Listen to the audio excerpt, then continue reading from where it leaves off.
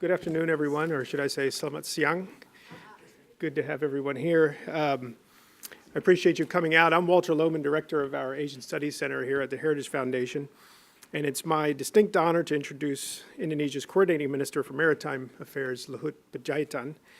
Minister Luhut has a very long, distinguished, and varied career in service to his nation. He was first a military officer, a career officer, retiring in 1999 at the rank of Lieutenant General. He served as Indonesia's ambassador to Singapore in the year 2000 and was later appointed as Gus Dur's Minister of Industry and Trade. Then he took some time off to pursue business. He's one of the founders of PT Toba Sejahtera Group. And then he resumed his government service in 2014 after Joko won the presidency. He was first Presidential Chief of Staff, then Coordinating Minister for Political, Legal, and Security Affairs, and finally appointed to the post he now holds, Coordinating Minister for Maritime Affairs. In addition to Minister Luhut's role as Coordinating Minister, he is also the chair of the steering committee for the Interagency International Trade Negotiating Team, so that should prompt a lot of interesting conversations while you're in Washington, anything surrounding trade issues now. Here, we have as interesting a debate on trade here as Indonesia has had for many years, so you've maybe on the same wavelength of as some of your interlocutors in Washington. I should note that Minister Luhut is no stranger to the U.S. He has a master's degree in public administration from George Washington University, and he spent considerable time both at Fort Bragg and Fort Benning working with the U.S. Army. So he's very familiar with the United States and brings that experience to bear in his relationships here. I want to say in closing, I've spent a lot of time myself in and around Indonesia. It's a place that I've come to love and appreciate over the last 20 years. I have a lot of friends there, a lot of friends I don't see often enough. So I'm very personally gratified to have you here and addressing our group. We need you here to help Washington better understand Indonesia and the prospects for ever closer cooperation between our two countries. So with that, let me turn it over to you, and then we'll listen to you speak for however long you want to take, and then we'll open it up to Q&A and have some discussion. Okay. Yes. Thank you.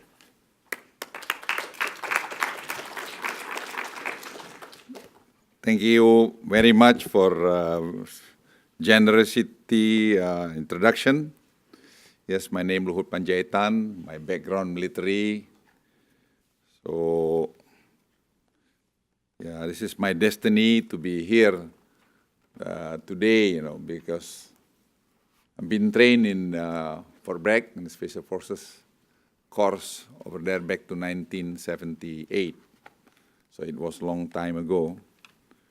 And then I went to National Defense University in Fort McNair back the year 1991. So I spent 2 years in Washington, D.C. I live in McLean. So that's why I love so much Washington. But Washington is much different today than 20 years ago. So very beautiful city, historic city.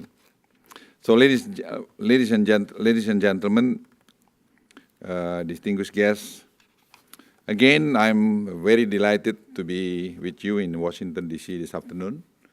And I would like to thank the Heritage Foundation for giving me opportunity to speak in this remarkable event. In this occasion, I would like to talk about recent Indonesian economic condition, our maritime development programs, and opportunity available for the U.S. and Indonesia promote further U.S.-Indonesia cooperation. Let me begin, ladies and gentlemen, about the current economic condition. We have realized a fast economic growth does not automatically improve equality, because the biggest problem also in Indonesia right now is equality. Past experience has taught us that trickle-down effects for work very slow. As such, our current development strategy is designed to promote growth and at the same time reduce inequality among regions in Indonesia. There are three main components in our development strategy: equitable development, increasing competitiveness, and transforming the economy from commodity-based to value-added base, which is, I think this one is very important. We used to export raw material from Indonesia, but this government, President Joko Widodo government, decided we're not going to export raw material anymore if we can produce or we can see added value within the country. We have a showcase of this, like Morowali project. This is like $7.2 billion project. From nickel, we go down to stainless steel and carbon steel, and then now industry like watch industry, a fork, spoon, many things industry for that. So this is also, some of them become SME, small medium enterprises, also medium enterprises. To promote equitable development, among other things, we are promoting development and growth outside Java. Used to be we were talking focus on Java, but today government look at Indonesia-centric. So if you look at our economic profile, basically nearly 80% from Java and Sumatra. So if we focus only Java and Sumatra, I think our economic growth today may be around 6.5%. But President Joko Widodo believed that we have to bring equal treatment to any island within the Indonesia. To increase competitiveness, we are improving the quality of human resources, which is, I think, also very important, promoting good investment atmosphere, and at the same time enhancing our national logistic connectivity. Meanwhile, to create more value added in our economy, we prohibit export of raw material, like I mentioned earlier, developing SMEs and providing incentive for activities that promote value-added action creation. During the President Joko Widodo administration, we have taken bold steps to reduce fuel subsidy and have relocated the funds to finance productive programs, including infrastructure developments. Indonesia is going to spend around $415 billion up to 2019 infrastructures. And more than 50% of funds will be allocated to build power or electricity infrastructures, seaport, and roads. Decision-making process of this is not easy because the previous government doesn't want to do so, because they don't dare to make a decision for this, because immediately the popularity of the president is going to be like this. But then we discussed at the time, I was the chief of staff, and we strongly advised to the president we have to cut this subsidy. Maybe sometime the popularity of president going to be like this, but then after a while, after 6 months, maybe 3-6 months, they can go up. And that's what happened. So he decided to cut subsidy, which is around 210 trillion rupiah, and we add to the infrastructure project, education and health, which is make a lot of difference. What happened today in Indonesia? Indonesia has achieved economic growth around 5% over the past few years. Our economy has continued to accelerate, and we expect our economy to grow by around 5.1 or 5.2% this year. We believe our economy could grow even faster in 2019, because in 2019, I believe the infrastructure project may be around 80% already in place. If you look at, ladies and gentlemen, cost transportation in Indonesia is very high compared to, I make it a comparison with Japan. Japan, I think around 4.9, while Indonesia 14.1%. So our target to reduce the transportation cost in Indonesia, so then we have to build infrastructures, so like toll roads, sea toll, railroad, or something like that. So then we'll see right now that much better situation. At the same time, we are able to maintain inflation in check below 4%. This means purchasing power of our population remains strong. This is also very important. Used to be, if you look at the slide, Indonesian inflation, the last 10 years is still very high. But the last 2 years, I think we are successful to maintain below 4%. And this year also we believe around 3.6 or 3.7%. The good economic progress has created more jobs, which has pushed down our unemployment rate and has improved our Gini coefficient. Unemployment rate has fallen to 5.33%. Poverty rate has fallen further to 10.4%, and Gini coefficient has improved to 0.393, which is very little. It used to be only 0.41. This suggests that we are implementing a proper development strategy. Our economy is moving in the right direction. The real improvement in our economy has led to high consumer confidence.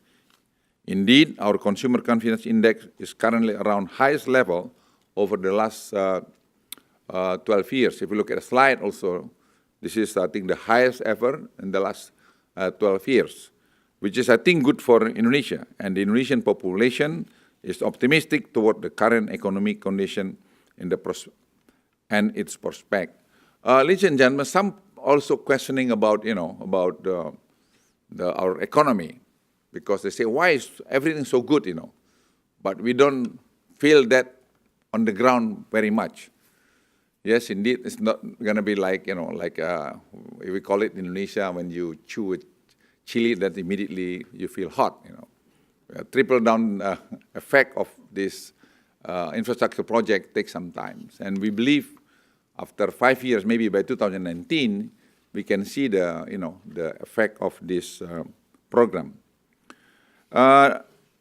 Ladies and gentlemen, meanwhile, consumer confidence toward the government has risen to its highest level over the last 7 years. This indicates that our population has really realized that the current government has worked in line with their expectation.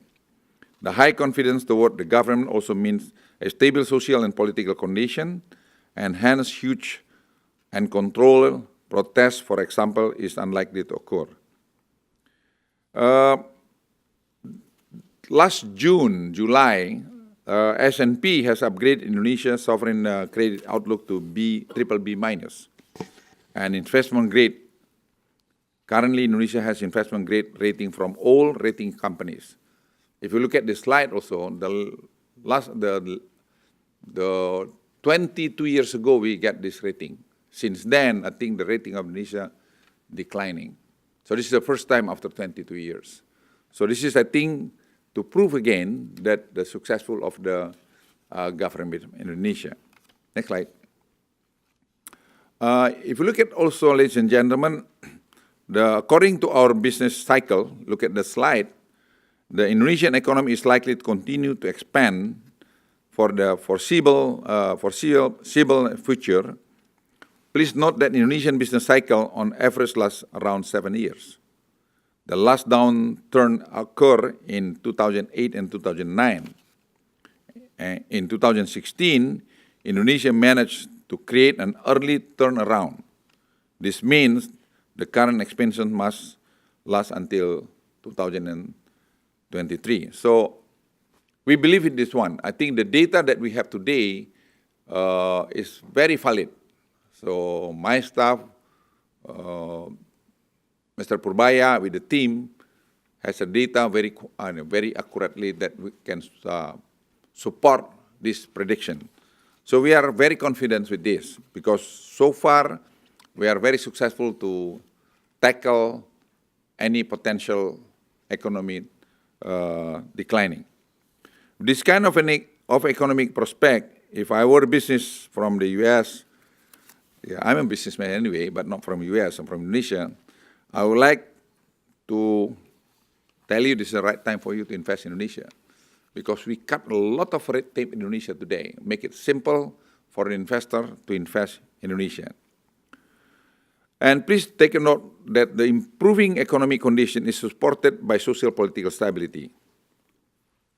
We have been able to implement democracy in a very mature way. Very few conflicts have been seen in the hundreds of regional elections conducted. And we are successful, I think, to manage this one. The government has been successful in promoting good working relationship with the parliament. If you remember, maybe the first year of President Joko Widodo in the parliament, his term, parliament controlled by the opposition.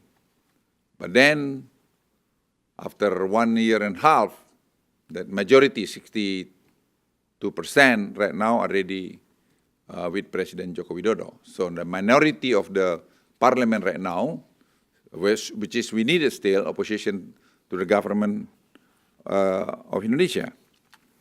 Security is stable, and Indonesia has been able to contain terrorist threat, which is, I think, very important.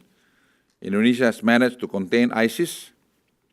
We are closely monitoring members of radical groups in our country and take the necessary preventive measures. Let me explain a little bit, ladies and gentlemen. Poso is an area in Sulawesi. Back to 2015, when I was Coordinating Minister for Security Affairs, and we already predicted that this area is going to be ISIS homeland, you know. They're going to use this as a basic camp to launch their own attack. And then at the time, I strongly advised to the President, we have to deploy our special forces over there to take it out. And we took it out. That's why we are very happy that they're successful. Then when Marawi happened in Philippines, they don't have any contact anymore with Indonesia. So I should say today that government Indonesia very successful on this. I'm not saying that Indonesia is immune from this problem, but at least I can say that we control situation within the country. The Indonesian government prioritized the soft approach. We are not using the military approach on this. What does it mean, soft approach? Yeah, we go through education, religion, and cultural approach. That's what we believe better instead of launching a massive military operation. We have to use religion and also cultural approach, and education, also prosperity. If we are successful to bring so, I think could reduce a lot of tension in that area. Ladies and gentlemen, we have realized that we need to promote growth in our maritime sector to support sustainable economic growth. We are now more serious than before in developing our maritime economy. This, I believe, would also create opportunity for the cooperation from Indonesia as well as from US. If you look at this slide, ladies and gentlemen, I like this slide because my experience with the Prime Minister Abe, when I met him last February. So I don't know how to begin with this at the time, and I said to my staff, can you show me the Indonesian map, you know? And they gave me this map. And I saw to the Prime Minister, I give one copy to him. I said, Prime Minister, if I may explain, this is Indonesia all about.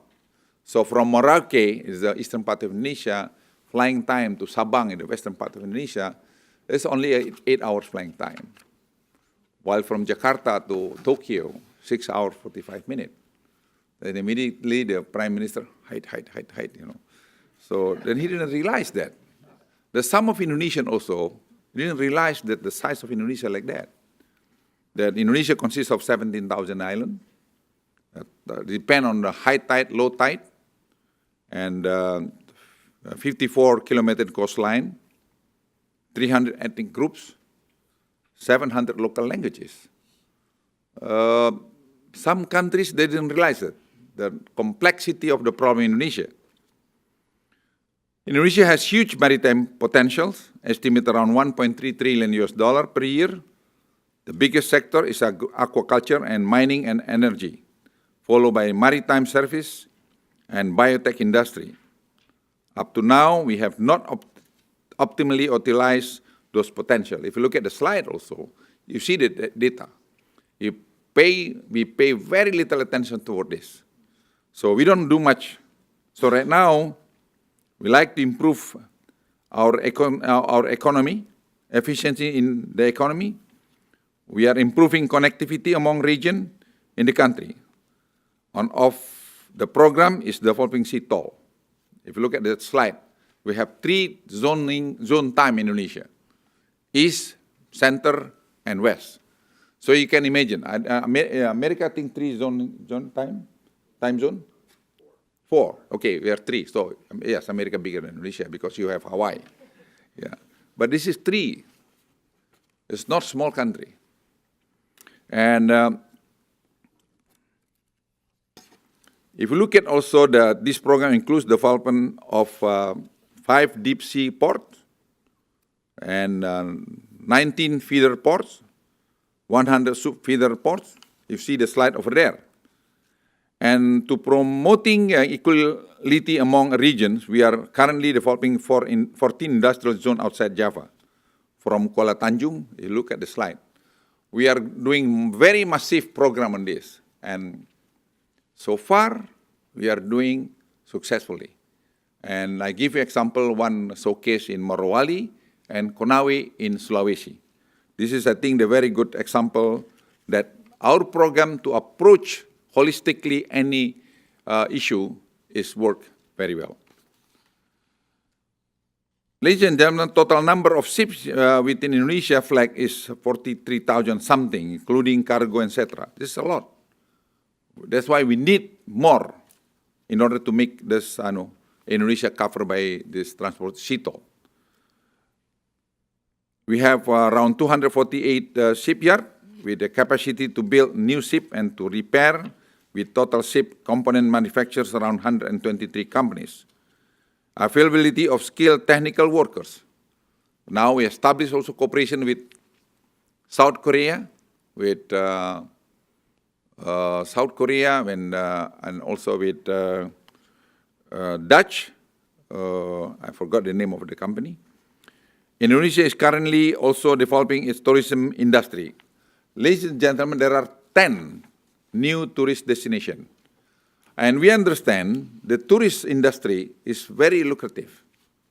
So by 2019, the highest revenue of our state budget is tourism.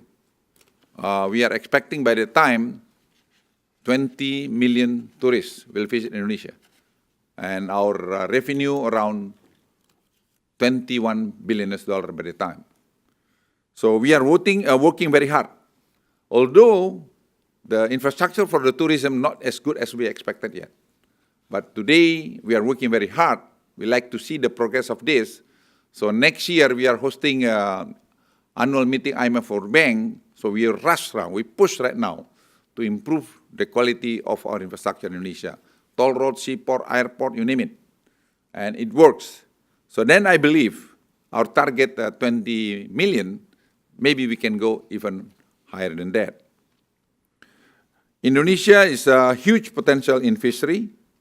We have 11 fishery management areas and also marine and coastal biodiversity.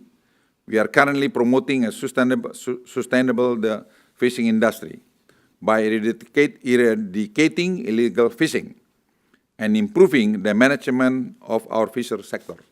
This one I think very important. We have 11, like I mentioned earlier. So we are targeting right now to improve the facilities over there. And the government of Indonesia very committed to do so. Meanwhile, we reduce dependency on import of energy and will increase the trade deficit when the economy is accelerating. Indonesia has created various programs to promote energy sustainability, including promoting exploration activities, building new oil refineries, investing gas pipeline, and potential investment of around $24 billion.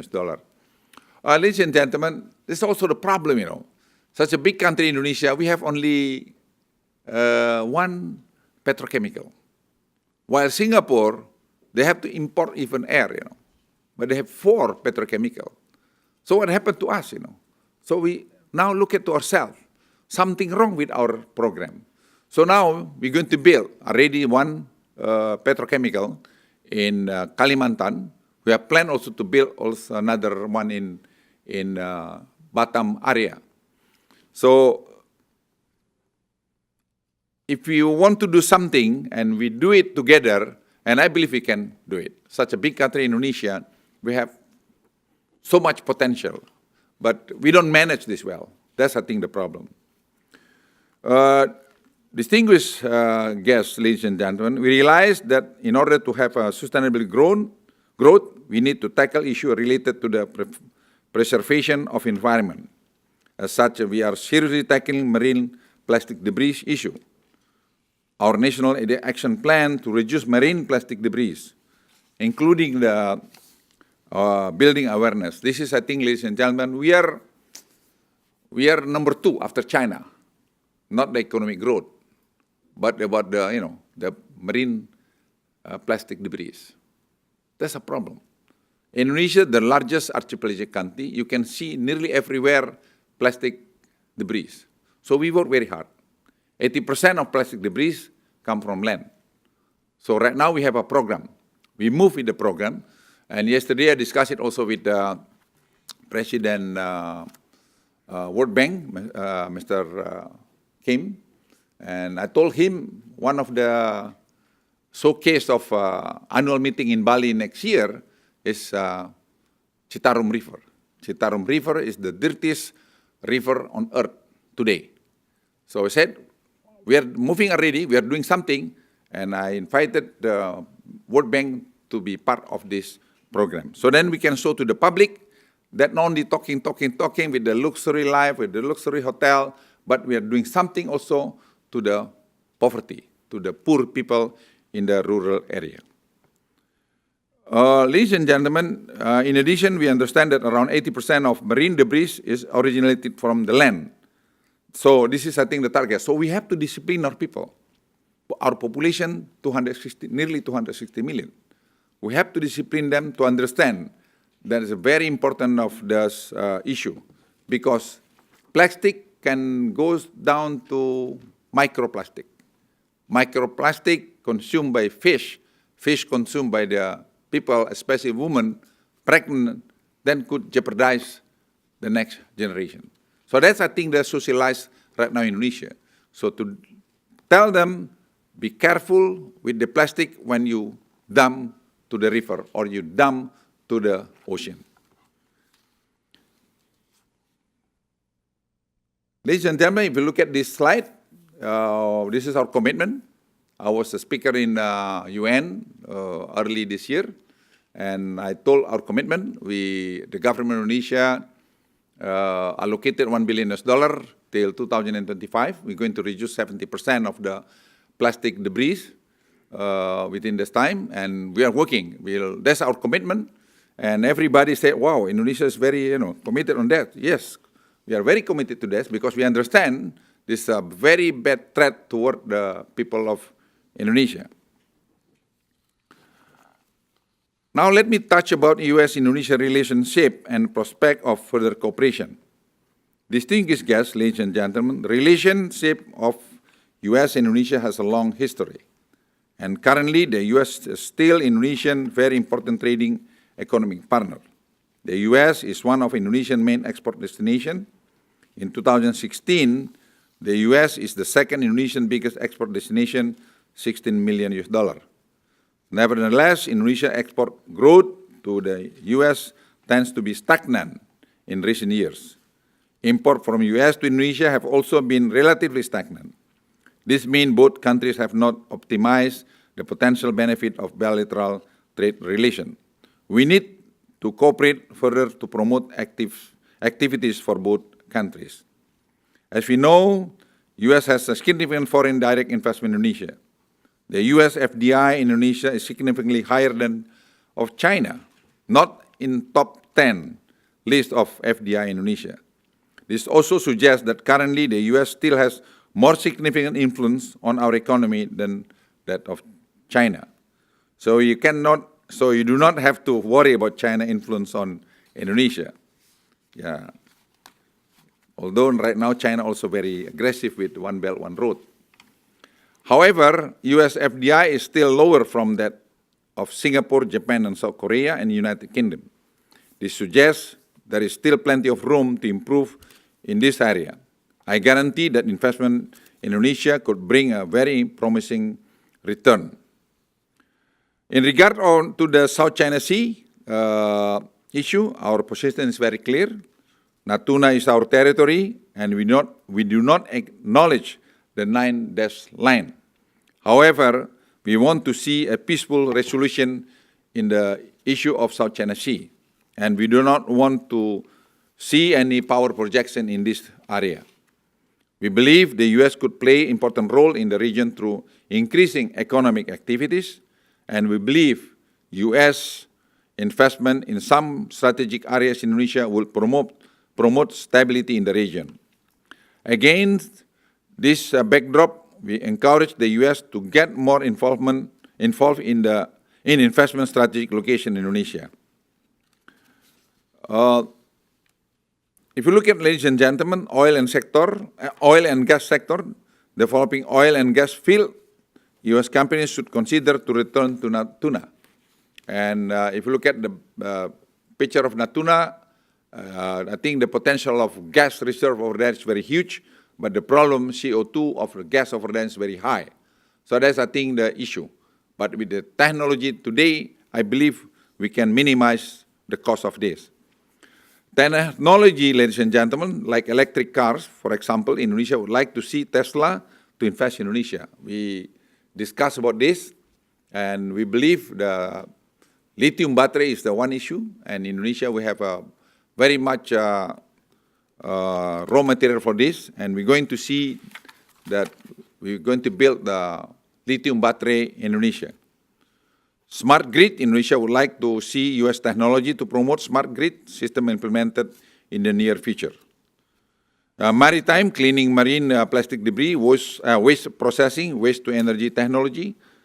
And I was a speaker this morning at Wheeler Hotel. They asked me about the waste to energy power plant. And I said, we have already issued the price of this waste to energy because our commitment, 23% by 2025, is going to be renewable energy in Indonesia. Indonesia is currently the largest crude palm oil producer, around 18 million workers, direct, indirect, working under this. And this is, I think, very important for Indonesia because like 18 million of smallholders working in that area. So if we can manage the price of this around $800, that's going to be very good for the farmers. So then also could reduce potential convert to be radical in Indonesia. Distinguished guests and ladies and gentlemen, please allow me to remind you again that Indonesia is quite successful in containing radicalism and terrorism. Indonesia has identified foreign terrorist fighters, involvement, and recruitment pattern in Indonesia, and so far has successfully contained them. However, I believe that strong economic foundation is the most efficient approach to limit the spreading of radicalism or terrorism. As such, we are promoting equality, education, and prosperity. This includes promoting farming system, establishing Islamic boarding school, and providing children scholarship. Stronger US-Indonesia cooperation will help strengthen Indonesia's economic foundation, which in turn will limit further radicalism and terrorism in Indonesia and Southeast Asia. In my closing remark, ladies and gentlemen, distinguished guests, on the back of a good economic development program combined with the good leadership, the Indonesian economy is likely to continue expanding for the foreseeable future. Under the current development program, there are many opportunities for cooperation from the United States to invest in Indonesia. So do not hesitate to invest in Indonesia. Let me also add something to all of you. With the leadership of President Joko Widodo, I think he gave a very good example, simple one. What does it mean, example? The people of Indonesia look at the leader, When the leader doesn't do something for his own benefit, and the people also respect that one. So the president doesn't have any personal interest, his family surrounding him. So he is considered today, if I may say, is still very clean. And that's, I think, the strong power of the president. And he's working very hard. He listened to you. He dare to listen to some maybe very hard critic against him, and still smiling, but moving. But he's very decisive. But in the same time, he's also Japanese. He's a good Muslim. I was asked whether he's doing his 5-time prayer. Been friend 10 years. And he's doing that since the first time I met. But people trying to, create some story about this, which is not true.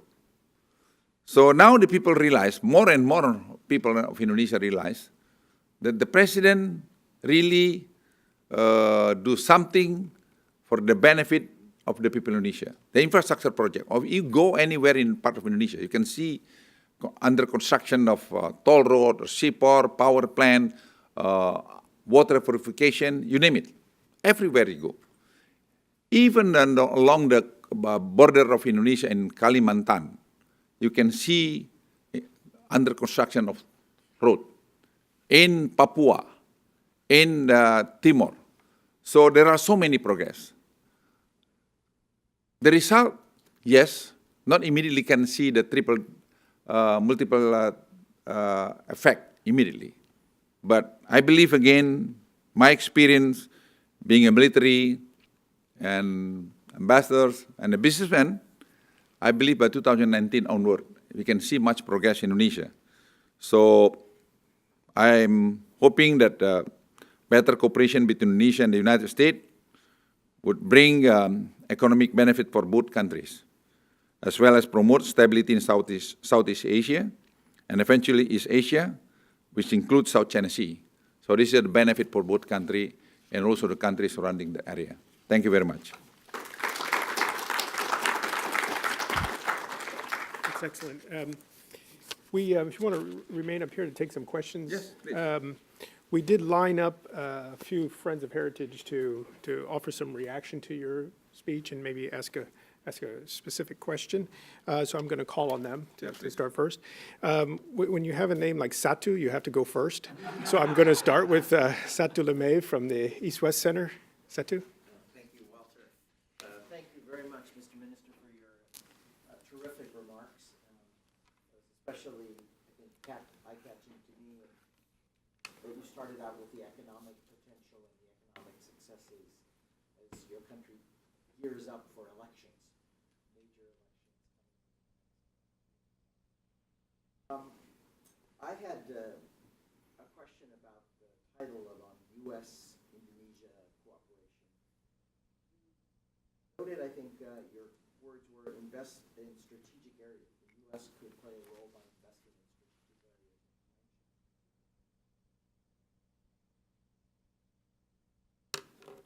But I wondered if I could move you to the defense side a little bit more. What are the priorities for U.S.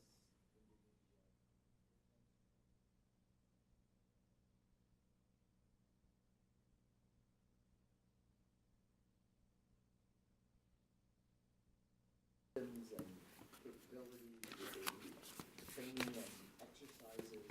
What would be those areas? And in that spirit and in that vein, given your cooperation with regional neighbors in the Sea, what, if anything, would you advise the military defense side of the house?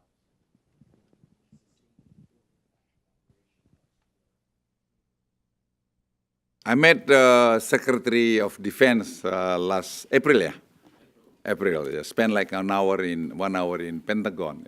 That's also a question. So you look like a Secretary of Defense. The quality of your question. Well, I think I was accompanied by the ambassador at the time. So my answer, I think, like this, yeah. U.S. embargo Indonesia 15 years. Military, yeah. And you're not allowed Indonesian special forces being trained in U.S. anymore. But I say, okay, if you don't want to train us, then we go to somewhere else, you know. So I told at the time Secretary of Defense, I think cooperation, military cooperation between America and Indonesia is very important. You have your arm over there, and you don't cost you much, because we are not poor country. But what we need basically, because, let me put it like this. In Indonesia, majority of people of Indonesia, they love America very much, you know. Not necessarily your training is better than our training in some area, but they respect America very much. While America take it for granted, if I may say so. But we say, okay. But today, I think it's different, because no more imposed already, no more. So then the Special Forces of Indonesia can go to do a joint exercise with the American Special Forces. I think it's very good. Costs you very little, but you can imagine 260 million people of Indonesia and 240 million, they are Muslim population. Can you imagine a 0.5% convert to radical? What's going to happen? What's going to happen? This is around 1 point something million people. But we are successful so far to contain this. So cooperation, defense cooperation with America, I think we can do it maritime, because you're concerned also on South China Sea. That's why we invited also the U.S. oil company to invest in South China Sea, in Natuna area, our area, and the gas with the very rich CO2, which is, I think, costly to do so. But this is area very important, your presence over there. So then America say, well, thinking much, because of the cost, but the price of gas also, or energy, down. So the other cooperation, I think, is like the military system, you see, like procurement. Right now, we going to buy also the Chinook from America, and we plan also to buy more F-16, the brand new one. And but we don't want just to buy it. We like to see also the some transfer of technology, because our own aircraft industry is also quite good in Bandung. And if you look at also number of Boeing airplane, bought by Indonesia, is huge. I think until 2025, if I'm not mistaken, 2,500 Boeing 737 in 20 years. In 20 years, it's around 2,500 aircraft. Can you imagine? So right now in Jakarta, Indonesia, you can see all the airplane over there is a brand new. 737-800, 737-900, etc. So back again to the defense cooperation, we can do a lot. We can do also satellite. You have so many good technology on that. You can also train our people, or you can also, do something together. I'm part of the defense cooperation with America. I've been trained in Fort Bragg, like I mentioned earlier. So whether I like or not, I still have, emotional tie with the Special Forces. Although I'm 70 years old now, because I've been trained in Fort Bragg. I'm parachuting with them, Halo with them, and also so many training. No more parachuting? You don't still do parachuting? Myself? Yeah. If you pay me well, I will do that. I have a 500 jump, my record. Yeah. That's not small. That's because of America. So the American basically brainwashed me. Yeah. Okay. Sure. Yeah. Thanks. Okay. Dua. Prashant Paramaswaran from the Diplomat has a comment and question for you. Thanks, Pak Luhut, and thanks, Walter, for the opportunity for asking a question. I wanted to build off of the point that you provided towards the end of Satu's question, which is Indonesia's own domestic local industry development in terms of defense. So Indonesia has its own defense companies, and they've been going out, and one of the priorities that President Jokowi mentioned early in the start of his presidency was Indonesia wants to promote and develop its own defense companies at home. And we've seen some progress on that front. We've seen strategic sea lift vessels go out to the Philippines, 2 already, and some other opportunities with individual states moving forward. But there also have been some predictable problems as well with some of these companies. Some of the familiar problems that I'm sure you've also experienced before, inefficiency, corruption. Can you provide us with a status update of where Indonesia is in developing its own local defense industry, as well as some problems and challenges that it has to overcome? Thanks. Well, there are 4 strategic industry in Indonesia. Number 1 is Dirgantara Indonesia, I think airplane. I think you know that. I think the problem at the time, we moved too fast during Habibie time. But today we understand we have to go there. So we built our own small airplane, the 219, I believe. This is not testing already, and hopefully by next year we can go publicly. Number 2, we like to see also a cooperation with, with like Lockheed, who produced also like Chinook. We discussed also with, Russian. They also come over to us, Sukhoi, to see the possibility that we can do something. Also with Airbus. Airbus also want to order also part of the M400. M400 is compatible of C-130. So that's the thing about the Dirgantara Indonesia. Number 2 is PT PAL. PT PAL is a shipyard in Surabaya. This is, I think, very, very good shipyard.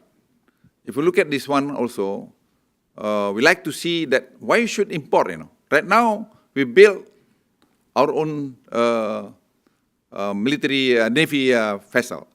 In a way, we export also some of this to like Philippines, and the cost cheaper 20%. But we have a problem with the technology, what do you call it,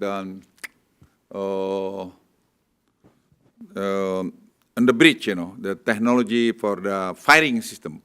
We don't have that one. So then America maybe could be part of this. But we also establish cooperation right now with the European country that maybe they can also help us, Scandinavian country to be precise. And we'll see what happens soon. So we also discussed with the Dutch to invest also in PT PAL, because PT PAL, I think, one of the oldest of shipyard in Indonesia. And number 3 is land. Land is the electronic, you see, like radar, something like that, So we like also to see them, the American company to invest in land.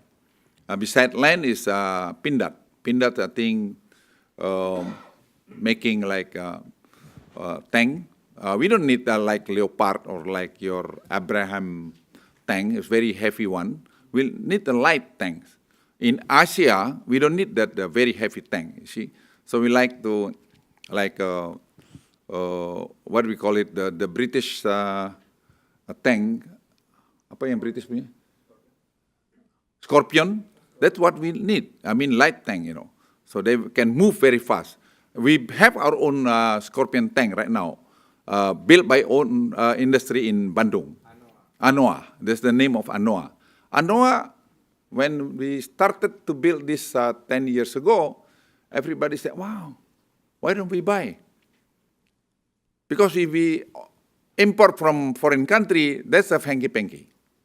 Now, when we build domestically in PT Pindad, it's very hard to, get some, what do you call it, fee. It's very hard today, especially after tax amnesty. Tax amnesty, let me touch you about little bit about tax amnesty. Tax amnesty, very successful. Now, it's very hard to bribe people because the businessmen, when they want to draw something from their own account to give to somebody else, the money follow the program. It's very hard. You still can do it, but if you can keep the money 3 billion, 5 billion rupiah in your room, then your room gonna be smelly with, you know. So that's, we didn't realize that when we launched the tax amnesty. So now it's quite hard to do so. So back to your question about defense industry. Yes, we like to see a cooperation with America for this particular issue. Yeah, like in Korea, right now we build a submarine. We built 3 in Korea, but 2 building in Korea, 1 in Indonesia. So we have already the, the shipyard facilities to build submarine, which is, I think, enough for us. So we have planned to have around 12 submarine for the next 10 years. Well, I mentioned we had some friends of Heritage to ask some questions, and I was referencing Jeff Smith, but Jeff Smith actually works at Heritage Foundation now. He's our research fellow on South Asia affairs and follows the region generally and some big issues involving China as well. Jeff? Thank you, Walter, and thank you, the Minister, for a very comprehensive presentation. It's very encouraging for me to hear, and I think instructive for the audience to hear, that the world's most populous Muslim-majority country is a thriving democracy and an old friend of the U.S. And I think you touched on a lot of important issues and a lot of reasons why Indonesia is now projected to be top 10 economy in 2050, maybe top 5 economy in 2050. You touched quite a bit on infrastructure in your presentation, and in fact you specifically mentioned the granddaddy of all infrastructure projects, which seems to be in the headlines every day now, which is the One Belt, One Road initiative. And in your comments, you said that China had been getting quite aggressive with the OBOR initiative. And I thought the timing was interesting because very recently, a senior official in the Trump administration, Secretary Mattis, came out with some direct criticism of OBOR and voiced some serious concerns and reservations about the project. To date, only really India had expressed such concerns and reservations. But I wonder if you could maybe expand on that, what Indonesia's experience with OBOR has been to date, positive or negative, and whether some of these reservations that we're hearing more of now, whether some of those are shared by Indonesia. Thank you. Yes, this is the prediction of World Economic Forum by 2030. We're going to be the 5th largest or maybe the 4th largest economy. Our GDP today around $1 trillion. By the time you're going to be around $5.4 trillion. And our income per capita going to be around $30,000. So this, I think, the prediction by World Economic Forum, and as well as McKinsey, if I'm not mistaken. So the future of Indonesia is so beautiful, you know. So then, back to your question, I was a company president during the One Belt, One Road Forum in Beijing last June or July. Yeah. I think the meeting is went so well because China also knows how to, treat their own gas, which is, I think, very important. I told also during our discussion, that Chinese is very smart. They don't involve any conflict anywhere around the globe. No, they focus on economy. So they can focus their own money to invest for the economy. While America, I think, because you are the superpower and, the global power, consider you have to touch this, that, and that. So then everybody, okay. The Chinese say, okay, do your job. Then we focus this one. So for Indonesia, we don't want to be part of leaning toward China or also leaning toward America. We are an independent country. We have our own sovereignty. But we don't want to see any conflict in South China Sea. We don't want to see any power projection over there. So what's the impact of One Belt, One Road in Indonesia? I think so far as if you offer something 2% interest, why not? But it doesn't mean that you control us. No. If you're asking me about this, that's, I think, our strategy. No, not going to happen. We have a project right now, three big projects, 4, in North Sulawesi, Kalimantan, North Sumatra, and Bali. We offer to One Belt, One Road program. China Economic Development Bank came to me a month ago in Jakarta and Bali. And we offer also to South Korea and to Singapore and to Japan. If cost from Singapore similar with China, of course we go to Singapore. But if the cost from China give a better offer, why not? So same thing with the MRT project. MRT project also, this done by Japan. But later on, we discover China give a better offer. Then I told the Japanese ambassador, I said, hey, look, this offer given by the Chinese, can you change some of your offer for the next project? Otherwise, the East-West project MRT is like 100 kilometers something, 128 something kilometer. If you still use this, the structure with the first MRT, maybe we can go to China. Why? Because China, we said, China, can you give a loan not in the top, not on the government side, but to the ground? The China say yes. This means good for us. Then we control our debt. We want to see our debt below 30%. So that's our strategy. So far, the resistance from the domestic is very little. Some people trying to create this, oh, why we go to China? And I answered them, okay, if you can give me 2%, I go to you. But if China give, I go to China. If China give 2%, of course we consider it one. But if you can give 1.9%, I go to you. As simple as that.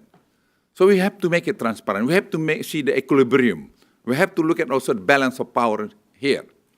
Because we can do also loan, but it's going to be more time to do that. So then the government of Indonesia right now is very smart.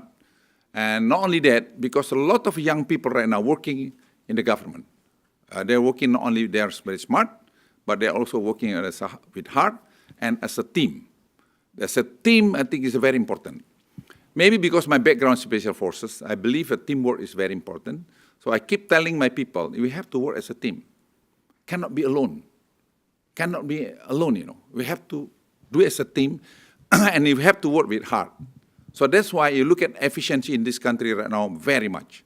We're moving. I can give you one example, LRT project in Jakarta, from Cibubur to Jakarta. We saved 10 trillion rupiah. This is equivalent around, what, $900 million. Who did it? Young chip, young people. They have a team, yeah, led by Pak Purbaya. They work very hard. Now the foreign bank also invest. BlackRock also consider to invest. So less right now state budget involved in this kind of project. Meaning what? Then we can invest in many, many infrastructure projects. Thank you. We have time for one more question. Yes, please. Please identify yourself. My name's Dee. I'm a lawyer here in Washington, D.C. Well, I can't help pose the question, but I really don't want to ask this question, but you're from Indonesia, and we're thinking this of you, so I can't help pose this question, that the president has 2 resorts in your country, the Trump resorts, and it's caused some controversy and some conflict of interest issues. What's your thoughts on President Trump's new resorts? I think there's 2 new resorts in your country. 2 what? Resorts. Trump, Oh. Trump properties. Resort. Oh, yeah, sorry.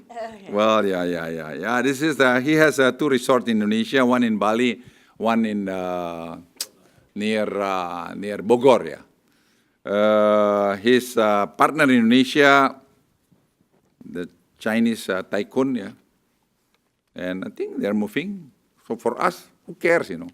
If your president invests in Indonesia, we are very happy. So we'll see the progress.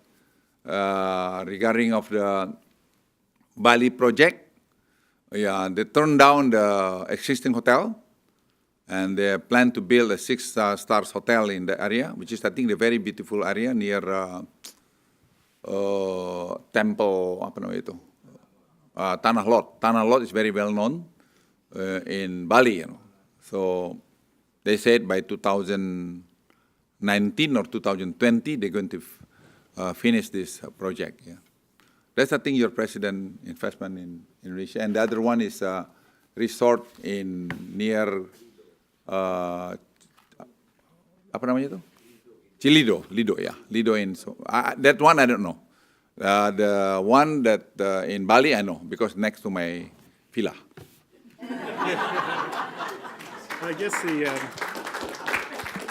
I guess those issues are for us to worry about, the conflict of interest issues and things like that. That's America's issue. Before I close, I did want to recognize Ambassador Boa Leksono, who's with us today.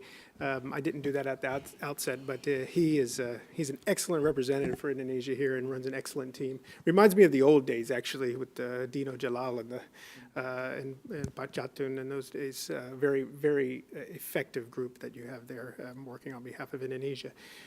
With that, Mr. Minister, let me thank you for being with us here today. You provided us a lot of food for thought, and I think some things that we can take on from here and advertise the value of close U.S.-Indonesian strategic relations. Thank you very much.